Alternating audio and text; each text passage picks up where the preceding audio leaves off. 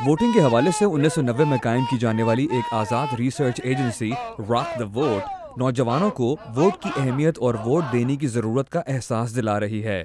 Rock دا vote کا اصل مقصد ووٹنگ اور الیکشن کے عمل کو دلچسپ بنانا ہے تاکہ نوجوان اس میں بھرپور انداز سے حصہ لے سکیں اور لے رہے ہیں۔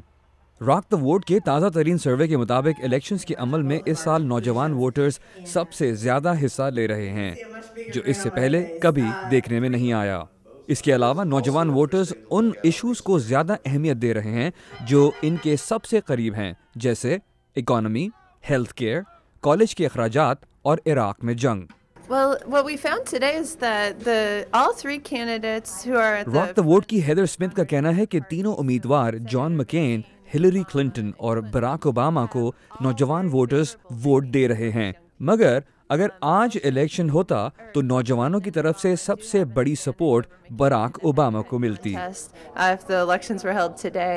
ایک بہت بڑی اکثریت تقریباً 90% کا یہ خیال ہے کہ یہ اپنے ملک کو بدل سکتے ہیں۔ You had a new group of young voters kind of engage in the election with war over the last 4 or 5 years. Terence group کے ایک ایکسپرٹ کا کہنا ہے کہ اس کی وجہ نئے ووٹرز ہیں اور یہ نئے نوجوان ووٹرز زیادہ تر ڈیموکریٹس کی حمایت کر رہے ہیں۔ ٹیرنس گروپ کے ایڈ نے یہ بھی کہا کہ براک اوباما کا یہ کہنا کہ آپ کا ایک ووٹ بھی فرق پیدا کر سکتا ہے، براک کے لیے یہ نعرہ نوجوان ووٹرز کو اپنی جانب کھینچ رہا ہے۔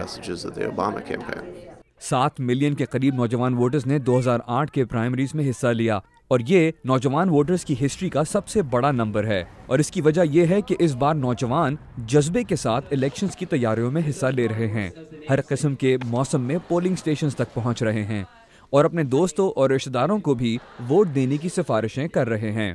راک دا ووٹ سے منسلک ماہرین کے مطابق پچھلے سالوں کے مقابلے میں نوجوان ووٹرز اس دفعہ الیکشنز میں بھرپور حصہ لینے کی کوشش کر رہے ہیں، اور بیشتر نوجوان ووٹرز بلا کسی معاوضے کے ایز والنٹیئرز الیکشنز کے لیے کام بھی کر رہے ہیں، مگر نوجوان ووٹرز کے لیے اس سال سب سے بڑا ایشو ہے معیشت۔ 30 سال سے کم عمر والے ووٹرز کے ٹاپ کنسرنز کچھ یوں ہیں: معیشت 17%، عراق میں جنگ 12%، صحت 11%، کالج کے اخراجات 10%۔ عراق کے حوالے سے 35% نوجوان ووٹرز تیار ہیں کہ ساری امریکن فوج کو واپس بلا لیا جائے، مگر کیا یہ نوجوان ووٹرز بالکل اسی احساس اور جستجو کے ساتھ نومبر 2008 میں ہونے والے اصل الیکشنز میں حصہ لیں گے یا نہیں؟ یہ صرف وقت ہی بتا سکے گا۔ Imran Siddiqui, voice of America, Washington.